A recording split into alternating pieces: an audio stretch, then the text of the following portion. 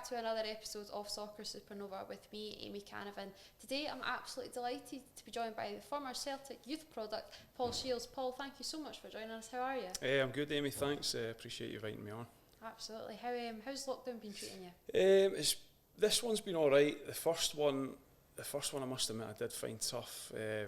Obviously just not being able to do anything and stuff. This one's been slightly different in that I've been able to work, so I'm still going out and to be honest not much has changed for me really. But yeah, I've actually enjoyed this one because like I say, I'm out working, I'm still getting like social interaction with people. So yeah, I've quite enjoyed this one, but the one before I wouldn't want to go back to that again. It was a bit tough, wasn't it? It was, like, I think it was just a shock to everyone. Yeah. But I think really as well it's taught us all quite a bit as well, do you know what I mean? I think it kind of made us all step back a little bit and realise what's important to us, spending a bit more time with family. But let's be honest, we were all delighted when it opened up again and we could start getting back to work. Absolutely, we certainly were. So before we get into what's been keeping you busy these days, let's go right back to the start. Yeah. Where did the football dream really begin for you? Really just as young as I can remember, to be honest. I was always, my dad and my granddad were always taking me to games from as soon as I could go, really. And so just at school, constantly playing football with my mates, and I was a huge Rangers fan. Like I say, my dad, my granddad were always taking me to Ibrox, which I'm sure you'll pick up on later on. So just that, you know, in my head, I was just always going to be a footballer. And then the minute I could join a team, I was straight into it and joined. I think it was Hillabeath when I was 12. So yeah, from that moment on, that was all in my head. I was going to be a footballer. End of story. And to be honest, I'm grateful that I was able to do it. Was it always going to be a striker? I think so. Yeah, I always wanted the glory. Not that it really happened very much in the professional career, but that was it. I'll be honest. I was all about the glory, scoring goals. That's for me. That's what football was all about. So you're kicking about in Fife. Was it obviously a Rangers fan, but Raith Rovers came calling? That's a big local team. How was that? So that was good. At that time, I did had a few options. I think Dundee United, I had a chance to go there, but you're right, Raith was a local one. They made a real effort to get me, which I think is what impressed me more than anything. And you know, I had Alex Smith, and he came out to the house one time. I knew that the youth team coaches there were Terry Butcher, John Brownlee, you know, such massive names. And for me, obviously Terry Butcher was a big draw. Obviously Jimmy Nicholl was the first team manager as well. So it was kind of a no-brainer. At that point, I had left school and I started working. My dad got me a job as an apprentice draftsman. So it was like a 4-year apprenticeship, and I hated every minute of it. So the minute, I think I was playing for a team called Milton Green at the time, and the minute I got an opportunity, that was all I was ever doing. But you know, the job actually, it turned out quite a good pull really, because I was earning better money. In that, my dad, I don't know how he managed to do it, but he spoke to Raith and managed to get me what I was earning at that job as an apprentice draftsman instead of the actual, I think it was like 50 quid a week the boys were getting. So I managed to go and get a wee bit more than the rest of them, which, to be fair, a few of them did start to find out about it. I'm not sure how, but it didn't go down too well. So Jimmy Nicholl and Terry Butcher in that setup, how much interaction did you have with them even at such a young age? Constantly, it was constant. The youth team and the first team all trained like on the same patch. We all travelled together, going up to Beveridge Park. We all ate together. So much. When I look back on that, they were tough on us. I can't lie, they were really tough on us. But honestly, I look back on that period of time, and I think anyone who was in that setup will agree with me that it was amazing. It was just a great time. As I say, they had us doing things like, you know, even just the jobs we were doing. You know, sometimes weren't leaving there till 5:30, 6 o'clock. Sitting there waiting on getting the green light to go home, and you know, Alex Smith would then have a wee wander around and run his finger across a door frame that had a door frame that had never been walked through in years, find some dust, and then all of a sudden a group of us have got the dusters out trying to get it all cleaned up. And little things like that we cursed at the time, but you look back, it was amazing. And you know, they even had us going down to Long Annet Pits. We had to go and do a shift down the pitch like with the rest of it. And I remember thinking like this is crazy, like, and you probably wouldn't be allowed to do it now, but honestly looking back, and Alex Smith was always saying that he was doing it because he wanted us to see how good we had it, and it definitely worked. It was to be honest, it was a great thing, and I think most young players should do stuff like that now, and I know it probably will never happen, but it was certainly good for us. That integration with the first team as well, does it give you that drive to be, I want to be one of those guys and not be that youth, just be a youth product? It definitely does. I think we had such a good group, and the first team guys were brilliant as well. As I say, we cleaned all their boots, and there was always banter. They were just in the away changing room, they were in the home changing room, we were in the away changing room, so we were right next to each other. And you start to look up to them, you start to see them, be scoring goals, getting a little bit of publicity here and there, and you really start to look up to them and just want to be, first and foremost, you want to be doing what they're doing. So, it was brilliant. It was just such a good time that I look back on and always have a little smile about it. So you're kicking around Raith, and then, as you said, Rangers fan. How does Celtic come along then? That was just totally out the blue. I seem to remember playing a game. We played Airdrie, and it was a closed doors game. And I do remember at the start of it, a few people saying that it was actually John Barnes was at the game, and I didn't know whether he was or he wasn't. But I since found out that he was at the game, and he was there to watch me. So I played. Can't remember if I scored or anything, but I do remember being quite happy with how I played. And then before you know it, I just remember the manager pulling me in and saying that we've had an offer from Celtic, and it was such a strange thing for me because, as I say, I had went from joining Raith Rovers at 16, and in joining Raith Rovers, that was when I stopped going to Rangers games because I obviously couldn't go on a Saturday, but I still had my season ticket in my name, which I gave to another family member. So I just remember thinking how surreal it was. The whole thing was just strange, and there had been actually talk before about when I first broke into the first team. There was a few things about Rangers that were interested. There was always little bits here and there, and again I remember playing there was a closed doors game at Ibrox, and I had went through. I wasn't due to play in it because I had been playing with the first team, so I was getting saved for that. And I just remember someone saying to me, look, you have to play in this game today. So obviously I kind of got a feeling that it was because they wanted to see me. I didn't have boots or anything like that, and before you know it, someone's came running through, and I had to wear Tony Vidmar's boots, believe it or not. They were about 2 sizes too big. So anyway, I played in the game, obviously didn't play too well, so nothing else came of that. But yeah, the Celtic thing was strange, I have to admit. It was, and then like you say, when family members and everyone started to get wind of it, it was just bizarre, because my whole family was Rangers fans. But at the end of the day, it was you're not going to say no to Kenny Dalglish. Exactly. I was just going to touch on that. What was your dad and your granddad's reaction to that? Obviously, it's hard to turn down Celtic, but obviously... Yeah, I mean, that's something that still kind of gets to me this day, really, is just I always think about my granddad in this situation, and he was the biggest Rangers fan going. He's always buying the Rangers news every week, and whenever I was at his house when I was younger, I would sit and read these, and he kept them all for me, piled them up, and then before you know it, because he was that proud, he was then buying like the Celtic weekly magazine, and he was piling them up, and they were at my first game when I played at Celtic Park in Aberdeen. They were there, and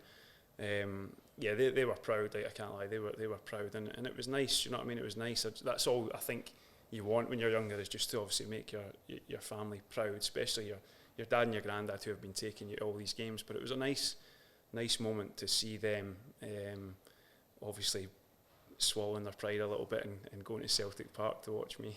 You touched upon it. You were in fact Kenny Dalglish's last signing at Celtic. Yeah. How big an attraction was that? Obviously you're a striker yourself, again a Rangers fan as he was.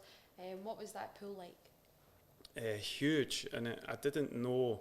Obviously Kenny Dalglish is a legend, like for anyone that follows Scotland, but I hadn't seen much of him.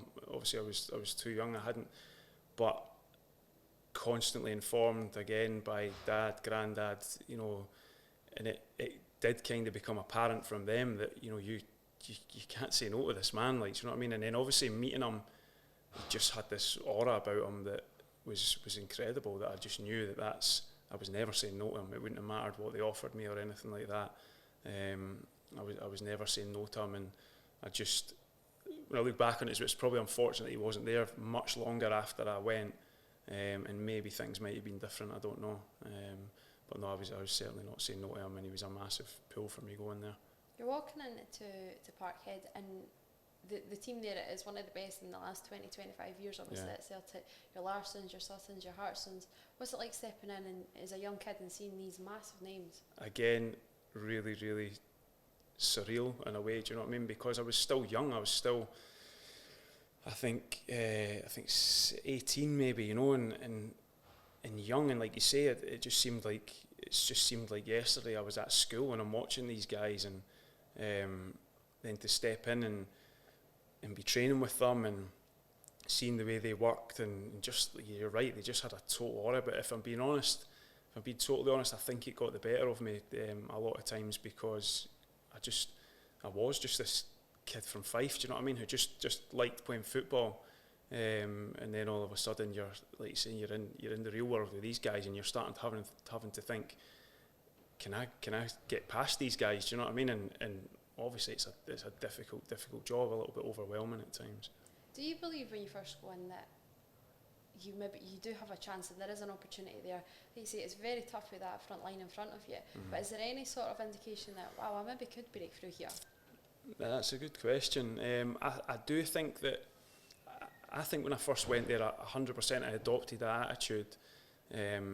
As time went on, I probably didn't, and that's I think only my issue. That's nobody else's issue. Nobody ever made me feel like I couldn't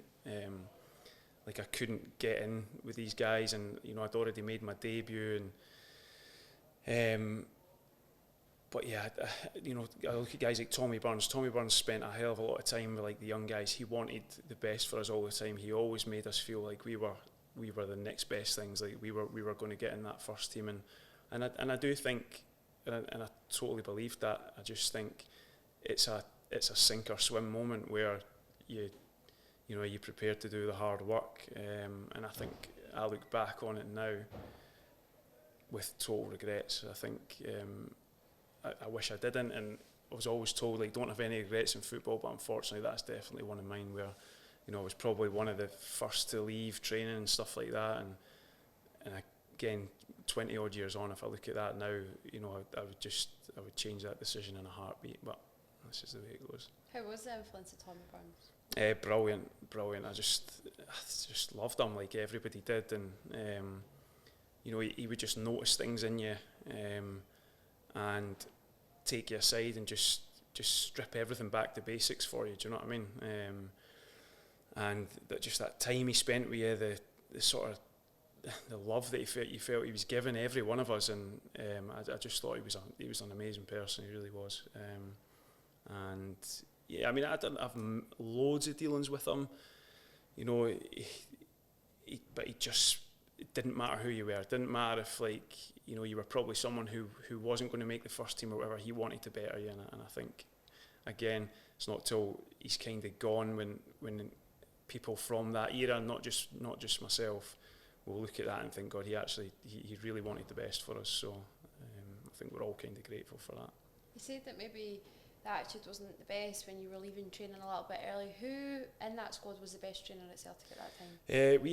We had guys like Liam Miller, we had Colin Healy, we had Jim Goodwin, who's obviously St Mirren manager just now, Liam Keogh, who I think went on to play for Inverness, Mark Kokoza, these sort of guys. I mean, they were all great guys, but yeah, guys like Liam Miller and that, you just knew that they separated themselves from it. In fact, Liam and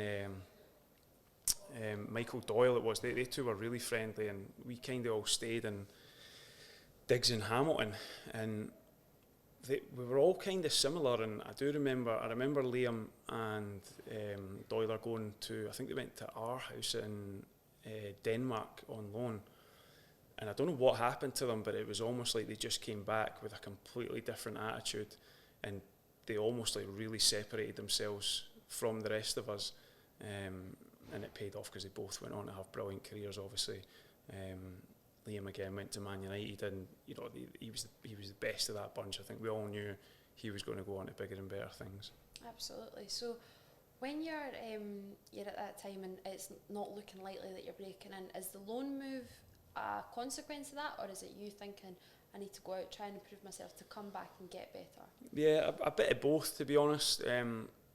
Again, I had went from playing first team or being in around the first team at Raith Rovers, and then going to Celtic, and you're involved in reserve squads that are playing on a Monday afternoon. And you know, again, I look back and I shouldn't knock that, but at the time that's what I was doing. I was honestly thinking like, oh, this is nonsense. You know what I mean? Like Monday afternoon, and what would happen at that time, because you would be told you're playing from the Saturday. You would be told you were playing on the Monday in the reserve game, and then whoever didn't play on the first team, whoever it may be, whoever was on the bench and didn't play, and if they needed games, you were basically told right before it, by the way, you're not playing today because the manager says that we have to play whoever, which again is absolutely fine because that's the way big clubs run and you have to accept it. But for me, it was just another thing just to think, God, this is rubbish. So I just wanted to play Saturday football. I did. I just loved having a little bit of a crowd there and being able to score and go home and check the table at night and stuff like that, and know you'd made a little bit of a difference, because that's what I'd been doing, and I felt like I was missing that. So yeah, they wanted me to go on loan, and I was obviously quick to take them up on it as well. So you dropped down leagues, and it's Albion Rovers, there's Clydebank, and there's Queen of the South in between as well. Do you feel a drop in quality, or do you just feel, as you say, you're getting first team football on a Saturday, and that's fundamentally all that really matters? That's all I felt. I mean, the Albion Rovers one was John McVeigh, because he was my manager at Raith for a while, so he was really wanting me to go there, and like I say, at that point I just wanted to play games. So I didn't really mind for who. Like, I've never been, bothered about, like, you're right, I just wanted to play games, I just wanted to score goals, and I wanted to be, I suppose you just want to be appreciated in a way, So yeah, definite drop in quality, of course it is, because you've went from training with guys who are raising standards every day, to guys who it's not really a priority for them, and they've got jobs out with that. So again, looking back, would I change the decision? I probably would if it was, and I probably would think, no, I need to play football, but I still need to go where there's that drive in everybody to try and better you as well, as an individual. I know you've mentioned you maybe didn't appreciate the reserve league quite as much. Mm-hmm. Do you understand now though, we talk about it quite a lot and you're looking back, and that's the issue really in Scotland, that there's not that bridge between youth football and then that first team. Do you think there is a room for that reserves league to come back? Yeah, I think so, to be honest. Yeah, I do, because I look at kids now, and they're protected in a way with our like under 20 league or whatever, under 19, and they keep going. It's like it's always an under something league, and it's just like, you have to play against men. Do you know what I mean? You do that. You have to play against someone who wants to put you up and down, because it is all character building. And also, like I said there, we were getting an opportunity to play against like an Aberdeen first team player or a Rangers first team player whenever we played on these Monday games. So yeah, you need that. Do you know what I mean? And I would love to see it back. Whether it does or not, I don't know, because I think it's again, just looking at like the young players when I've been working at Hearts and stuff like that, I think they would love it. You know what I mean? They would thrive on it. It would be tough for them. But at the end of the day, it would go back to that, what I said, a kind of sink or swim moment, and it would separate the ones who are really wanting it enough and prepared to learn from those experiences, and the ones who aren't. Absolutely, and it wasn't all doom and gloom at Celtic, obviously, and you did make your debut there. Yeah. What was that moment like? Mad. It was just, I remember being, just that going through in the changing rooms and seeing your shirt with your name and your number on it. I will never forget that. It was like total pinching myself, and even now I feel it a little bit strange, because you're just like, as much as I had grown up a Rangers fan, like Celtic are a huge club, and I think when you go there, it is installed in you how big this club is. And we would often like go trips abroad and what have you, and the fan base was massive, so I knew it was a big deal. And you're almost like, I remember being, I think was I on the, no, that was after I was on the bench, but I was obviously on the bench for this one against Aberdeen, and I seen the way the game was going, and I think it was something like 3-1 at half time. And I just remember being in the change rooms, and it was Colin Healy had said to me, he'd like shouted me over, because I say we lived in the same digs together, and he was like, "You'll get on here," that's what he said. And I just remember thinking, that's like, almost like, can't believe it. And then obviously when you get the call when you're going on, and I think I came on for Mark Burchell. It was good. It's one moment that, you know, as much as I've got regrets, that can never be taken away from me, and I think that there's so many people would love to have experienced that. Do you know what I mean? And I'm just glad I got to. It was a nice moment. Touched upon it earlier that maybe if Kenny Dalglish was in the role a bit longer, things could have panned out differently. Do you think under Martin O'Neill there was never really that room for you to get into that first team squad? There wasn't. I think when Kenny Dalglish was there, and I was training with the first team almost every day, and then he left, and then it was, I had a total shift in that. I was then with the reserves all the time. Again, probably being so young, my attitude wasn't great to that. Do you know what I mean? And I should have just thought, right, knuckle down and let's show him. But I didn't. I kind of adopted the other attitude of like, oh well, that'll be that then. And again, another regret of mine. But yeah, so I never really had many dealings with Martin O'Neill, and I think I had an instance when I was at Clydebank on loan, and I got Player of the Month, and I did an interview, and one of the journalists, for whatever reason, he just started asking me about you know, what Martin O'Neill thought about me getting Player of the Month, and obviously I said, well, I don't know, and he was saying, oh, what, has he not phoned you? And I was like, well, no, I've not spoke with him. And he said, do you not think he cares about like what you're doing? And I said, well, I don't know, you'd have to ask him. And it was just basically like that. And I just remember seeing the back page. Well, it was actually Kenny McDowell phoned me at my house the following day, and he was just saying, like, you know, what have you said? And the manager's not happy. And of course I was like defending myself. I said, look, I haven't said anything bad. And Martin O'Neill, remember, phoned me, and it was probably one of the only dealings I really had with him. But he obviously wasn't happy with the. I think he took my side of the story, because, like I say, there was more than one journalist there, and it was only one that went with that. And to be fair, he did apologise after it, but by that time it was too late. It didn't look great for me, and don't know whether that was a factor or whatever. But it's not going to endear you, is it, to someone of Martin O'Neill's stature? Not at all. Did that then kind of make the exit a little bit easier, or did it rush it along? Or I think they did. I mean, I think that was at Clydebank. So yeah, it wasn't long after that before they were contacting me and saying, like, obviously you can leave. And I mean, that was tough in itself as well. But again, whether it was a factor, I'll never know. It probably was. It probably was in a way. Do you know what I mean? Maybe a final thing of, right, we need to make a decision on him here, if I'm looking back on it like that. But I don't know. Who knows? How big a moment when it becomes apparent that obviously time at Celtic's coming to an end? Is it quite surreal in the sense that, well, how do I come back from this? Mm-hmm. Does the career sort of go a little bit questionable, or? It does. I think people. Again, I just wanted to play. I just wanted to play like on a Saturday. That's what I felt I loved doing. And you're right. Like, again, looking back, it seemed a big deal for everyone that would be saying to me, like, you know, what are you going to do now, sort of thing. And I never really thought of it like that. I just, like I say, I did just want to play. Again, I can see that point of view totally now. And I kind of wish I did think like that, because things would have changed.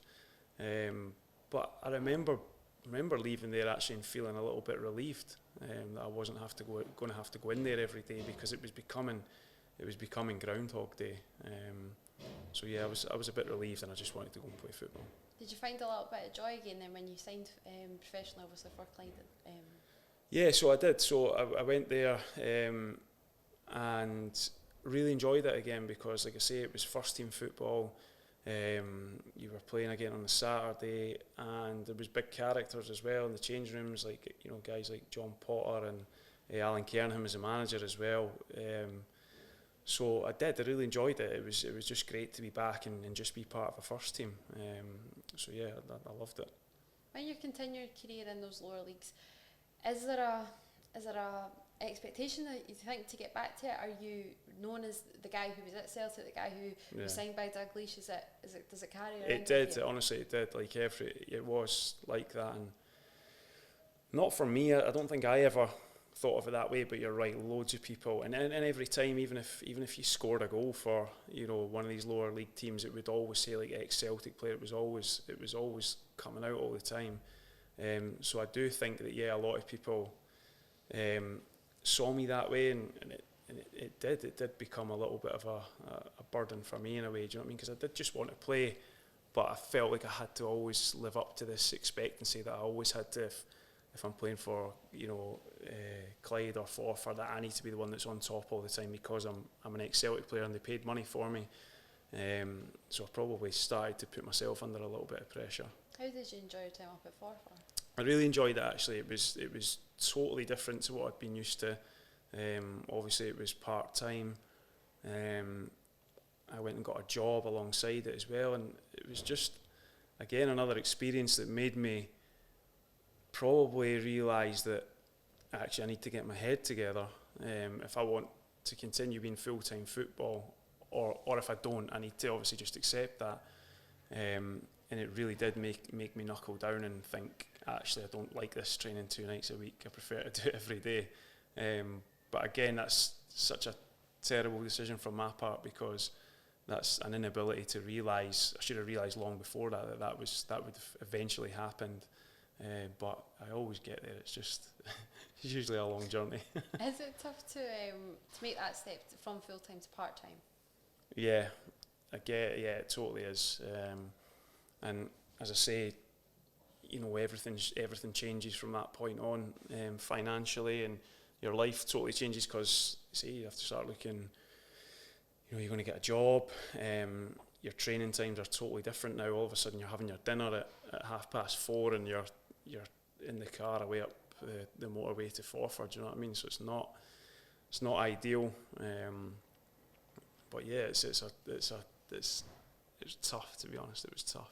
You get that goal at Forfar, I think it's an assist from David Dunn, and it gets you that move to Gillingham. That's a step up again, isn't it? You've got to get a bit of joy there. I definitely do. I don't know how that happened, and the boys at Hearts, John Suter used to always wind me up about that, saying it's probably one of the craziest moves in Scottish football, which it is if I look at it like that, and I don't actually know how it came about.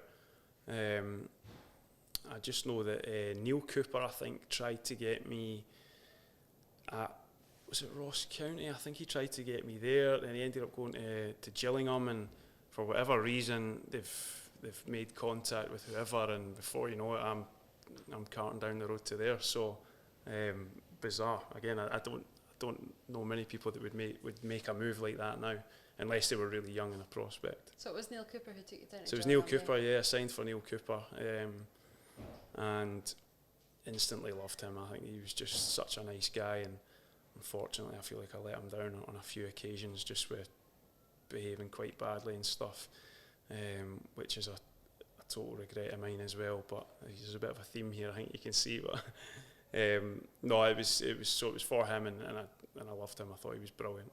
Just wanted to play for him as much as possible. You are still quite young, and obviously you get that move down to England. Do you think you missed a big time?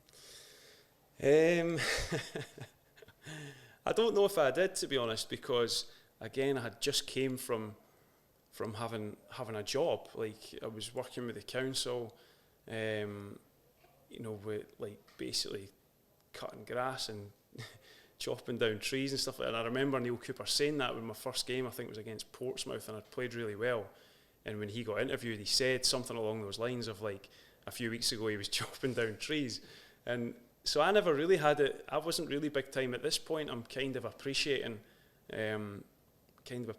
what I have, knowing that I've seen another side to life, and had that early learning curve.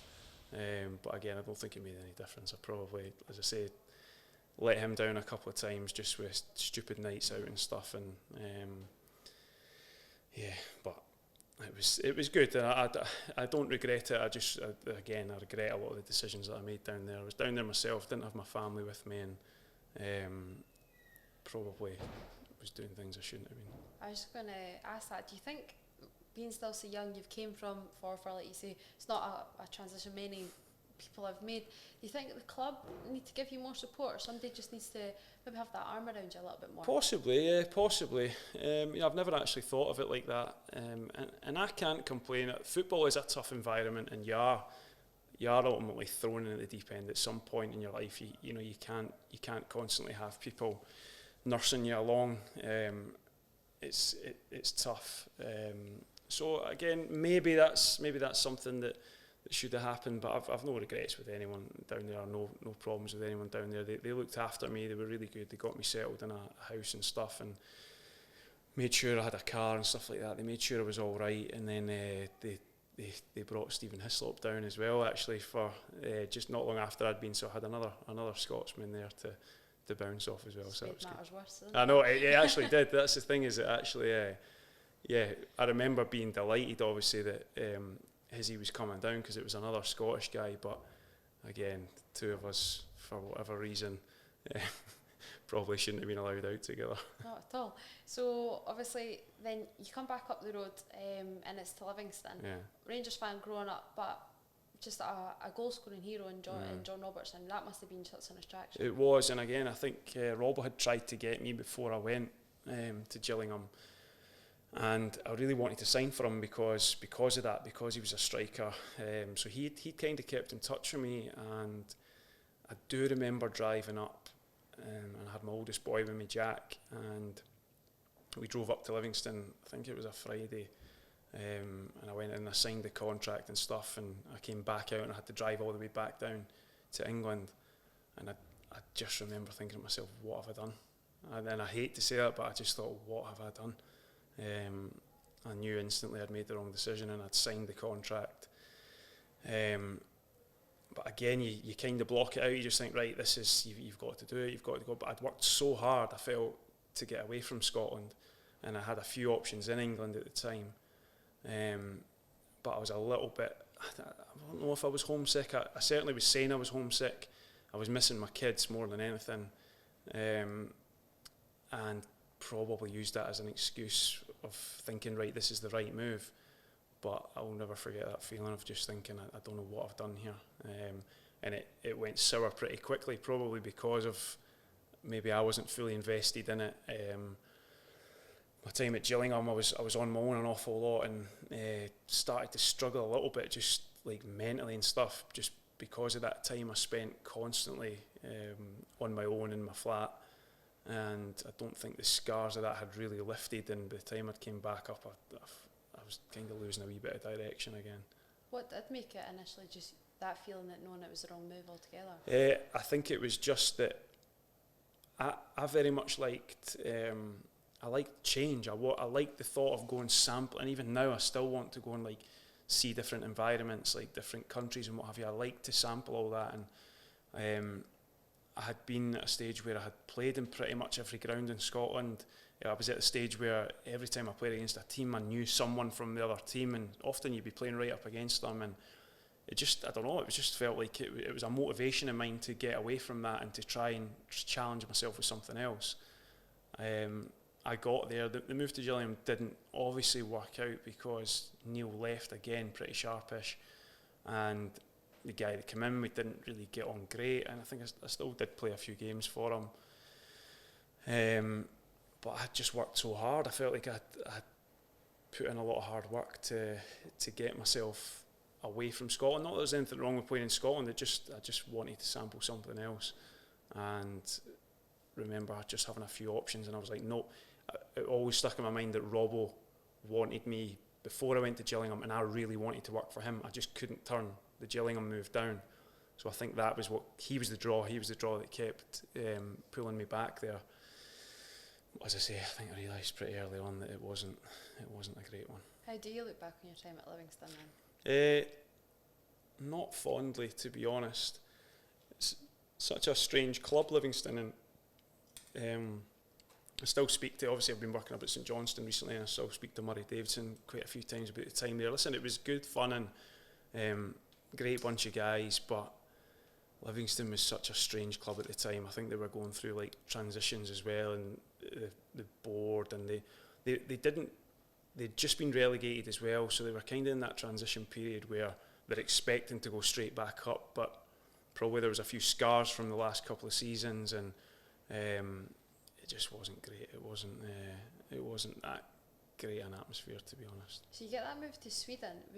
That did your time at Livingston really just, your mind was just wanting out? Yeah, again, it was I wanted away from there, and I think I'm at this point starting to think about being abroad, like, do you know what I mean? And I say that to the young lads that I work with now, that I think there comes a point, like, I think when you're young you want to play at the top level, and the top level really is, you know, playing the top level in Scotland, and then you've got like the Premiership in England. Like you want to reach that level, but there always comes a point where you think, right, that's actually not going to happen now, or it's less and less likely.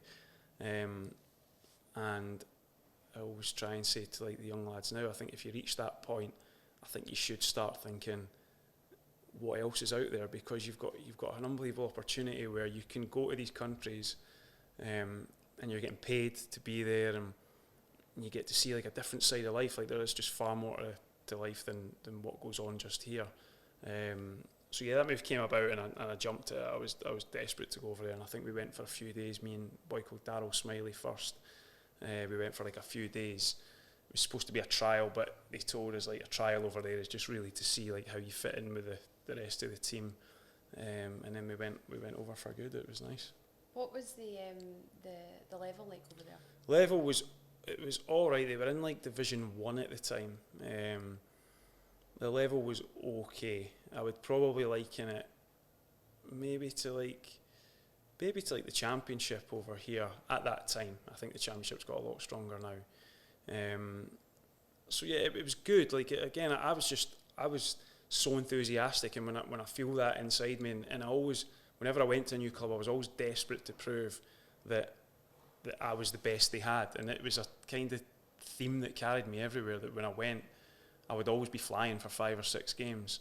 You know, it was the same at Forfar, it was the same at Clyde. I was always flying for 5 or 6 games till I got myself to that point of where, and then for whatever reason I would take my foot off the pedal a little bit. So yeah, the level was all right. There was a lot of travelling involved, and it was just a nice time, to be honest. It was a really nice town, and I enjoyed it. I loved it. After that, you take a little bit of a break from football. Why did you feel that you needed that break? I got a bad injury in Sweden.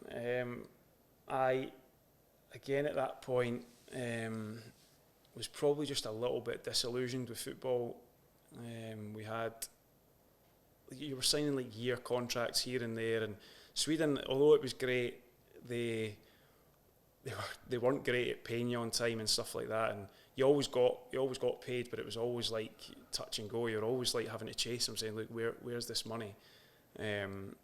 So things like that weren't good, and then I got the injury in a home game, and ended up in hospital, and I was in intensive care for a bit, and it was just at that point I just thought I've had enough. I've honestly had enough, and I wanted as far away from football at that point as possible, because it's tough. Like, it's such a tough industry. You're constantly feeling like you have to be on it every single day. Every single day in training you're getting judged, and you know, like the majority of people like who have other jobs, if you're not feeling great one day, you can go in the office and you can like take a little bit of a breather, but the football industry is just not like that. You're constantly getting judged, and there's always someone who has an opinion on you, whether it be like a manager, a coach, another player, or just fans in general, and it's you constantly are feeling like you have to be on top of your game, and it started to be a wee bit exhausting, I thought. So I'd honestly just had enough, and decided to step away, and then typical of me, I regretted it about 3 months later. I was just going to say, did you regret totally it? Did. Again, I remember speaking to people at the time, and they were saying, just you need to stay in football like as long as you can, like. But I was being stubborn, and I was like, no, I've had enough. I think I've had enough of it. stepped away and totally missed it. Like, just missed that. Everything I'm saying there about the pressure of playing, feeling like everyone judging you all the time. The environment itself, if you take that away, the environment itself is the best environment ever, and that's why I'm doing what I do at this moment in time, because I get the best of both worlds now, where I get to enjoy everything that goes on in the week. I get to enjoy all the banter, the build up to games, but I don't have to deal with running out there and taking pelters from people that don't even know you. When you're missing the buzz and all of that, was the ambition to get back into league football, or was the attraction of lower league football even more enticing? Honestly, nah, it wasn't. At that point, I genuinely did think like my professional career was finished, and I think it was Bowness United, I think, at the time, and I wasn't even fussed for going to them at this point. Then I went there. Being totally honest, I went there for the money, and it's not massive in like professional football terms, but at the time it was decent money for training twice a week, and you were getting like a signing on fee and stuff. So I went for that reason. Wasn't fully invested in it, but the level was such that I could get away with it, because obviously I came from a higher level. And slowly but surely I did actually start to really enjoy it again. I started to look forward to Saturdays, started to look forward to training. But again, I think it was more down to the banter side of it. It's a different type of person when you go down to those levels, you know what I mean? Because it is, it's like proper people there, you know what I mean? They are going to work every day, and it brings with it a different type of pressure, a different type of banter. And I did start to enjoy it again. It is all about enjoyment at that level, and I think it'll be the Super League in that. Obviously won the title as well. Silverware helps no matter what level. Yeah, it does. It was good. Like, and I hadn't won anything really when I played. Like, every club I seemed to be at, we were fighting relegation all the time. And again, I look back and I think that's probably another reason why I wasn't, I wasn't so. It wasn't such a big decision to leave football, because I didn't have many amazing moments. You know what I mean? Where you can recall that and think, right, this is why I need to keep going, because I want more of that. A lot of it was fighting relegation and stuff, and so yeah, to go into like the junior leagues, and realised as well that actually they were quite big as well. Like, some of the teams have got decent fan base and following, and I think you start to realise that it means a hell of a lot to the people running these clubs, and they put so much into it. And I used to think about that a lot, and even like say times when I've worked for Bonnyrigg and stuff, I always think about the guys like behind the scenes, and see the work that goes into it, and it means so much to them. So that kind of rubs off, and you almost want the best for them. You want them to feel amazing at the end of their Saturday night when they're all out drinking with their pals. Absolutely, and you touched on it. Obviously, you did make your way through Bonnyrigg, God's country, and you played for the Rose. So, at that level, do you think people snubbed their nose a little bit? Looking at, obviously, they are now in the Lowland League, and back then it would just still be the junior leagues. But do you think there is a general snub of the nose? I think so. I think there definitely used to be. I would say now, not so much within the game, but given certain decisions that have been taken recently, you would have to say that there kind of is that. There is that there from the top, which is unfortunate, because most people I speak to within football do talk highly of like Bonnyrigg and teams like that are up and coming, and they're so desperate to challenge, and they would be such an asset to the leagues. Even starting in the third division, they would be such an asset, because they're ambitious, and they would almost raise the standard instantly of everyone else. But it just seems that there's a bit of a comfort zone for a lot of teams, that as long as they stay in the league, and as long as they get their wee parachute payment at the end of it, then they're quite happy. And it's just unfortunate that it seems like at the top they seem to endorse that mentality, which is wrong.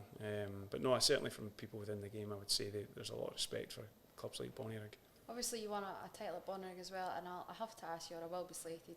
How did you enjoy your time at New Dundas Park? Honestly, I loved it. I really loved it. And I think the only way I can show that is that like, I still speak to Charlie. I still speak to all the guys down there, and honestly, I loved it. They just had such a brilliant, relaxed feeling about the place. They were great with my kids as well. Like there was a stage where the kids couldn't get looked after on a Saturday, so I had to bring them to the games, and obviously they were young, and sometimes I'd be playing games and I'd see like my youngest one swinging on the barrier, and I'm thinking like, what's he going to do? And but they were brilliant. Like they took them in, like they made sure they were well looked after, and I always remember one of the games where it was towards the end of my time at Bonnyrigg where I kind of thought, this needs to change, and I just remember we were warming up, and my youngest one, I don't know what age he would have been at the time, probably about 7, and I just remember he's shouting me when we were doing like little possession boxes, and he's shouting, "Dad, Dad," and I'm obviously ignoring him, and then eventually I've run over. I was like, Liam, you can't do that when I'm working. And he was like, I need the toilet. So he was bursting for the toilet, so I had to leave the warm up to go make sure he went to the toilet. So I think that was a bit of a realisation that maybe I should try and fix this situation. But in terms of them down there, like I can't speak highly enough of Bonnyrigg. I think they're a brilliant club. I still look out for the results just now, and I've went down there and helped them as much as I can as well. Absolutely. So always welcome, by the way.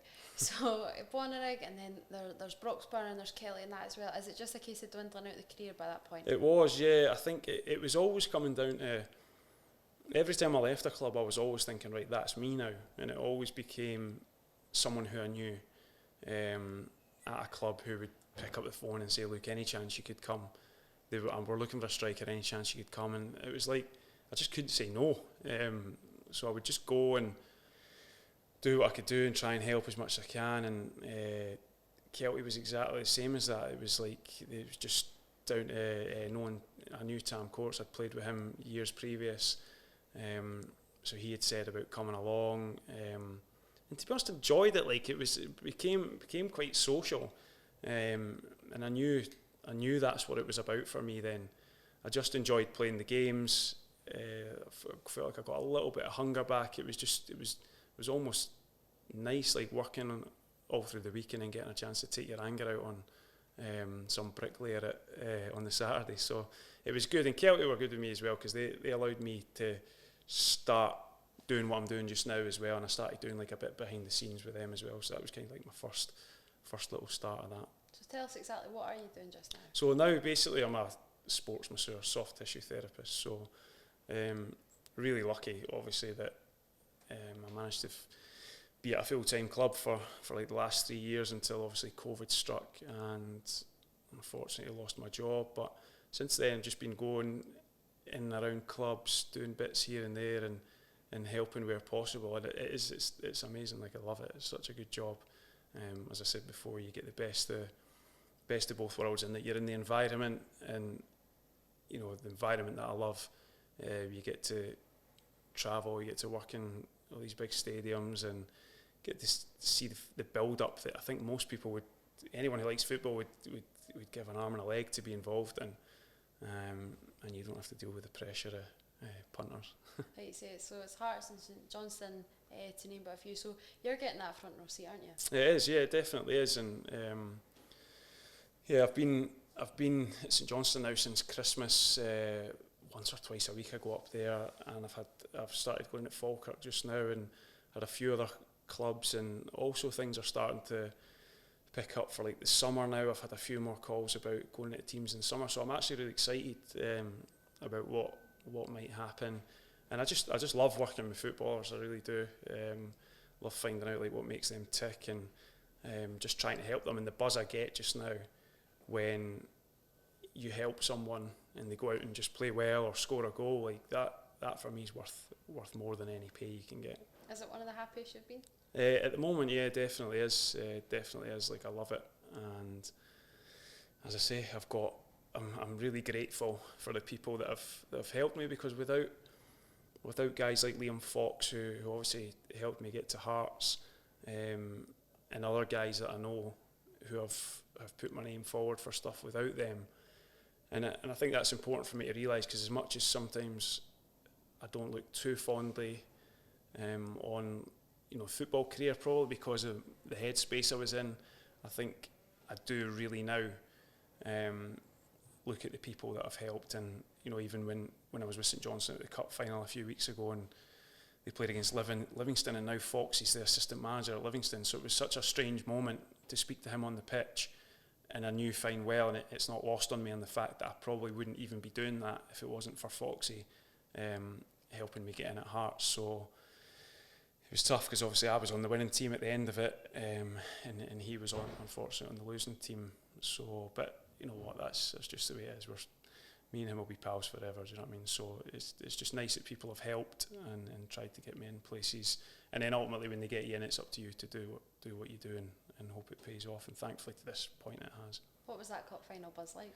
That was brilliant. I think I hadn't been to a single game since COVID, since the very last game in Scotland, which was obviously Hearts against St Mirren, when I think that was on the Friday, and then football got completely stopped. And I've been working at St Johnstone. They played Livingston 2 weeks, I think, before the cup final, or 2 or 3 weeks before it. I was due to go to that game. I ended up couldn't go because I was working. And then they played Motherwell the week before it. Again, I was meant to go, couldn't go. And one thing about losing my job at Hearts, I was gutted. I don't think it was so much the job. It was more the people. It was the relationships I'd built up with the players and with the staff, and the thought of not going in there every day and having Nazy and John Suter and that coming in and battering you for the haircut you've had or something you've posted on Instagram. It was all that sort of stuff that I knew I was going to miss. So yeah, just to lose your job there. And one thing I was really gutted about was that I was going to miss the Hearts Hibs semi-final at Hampden, because that was one we were all looking forward to before COVID struck and the draw was made, and I was buzzing for that game. Like, I couldn't wait for it, and obviously I knew I was going to miss it, and I was devastated. And then I just did honestly have to take a moment when the first game I was at after that was back at Hampden, obviously working for a different team, and then winning. And I just thought, it's mad how football seems to play out these strange scenarios. But no, it was really good. I loved every minute of it, and I'm grateful for them. Grateful to St Johnstone for having me there. And is this the future? Is this just what you see yourself doing for now? Happy enough? Yeah, I do. I think at some point I've always had a desire to go and live abroad again. So I think I'll do that eventually, and I've always kind of thought that it will be football in some fashion that will take me there. I don't know how that may happen. It will probably be someone that I've played with years ago, who maybe goes and manages a team somewhere and maybe go out there. I don't know, but I think that's for the future. I would love to do that, but for the foreseeable future, yeah, just getting back in, working with football teams, working with players. Like, I just love it. I can't get enough of it. Paul, you've been an absolute pleasure to talk to. Thank you so much for joining me on Soccer Supernova. No, thanks very much for having me on.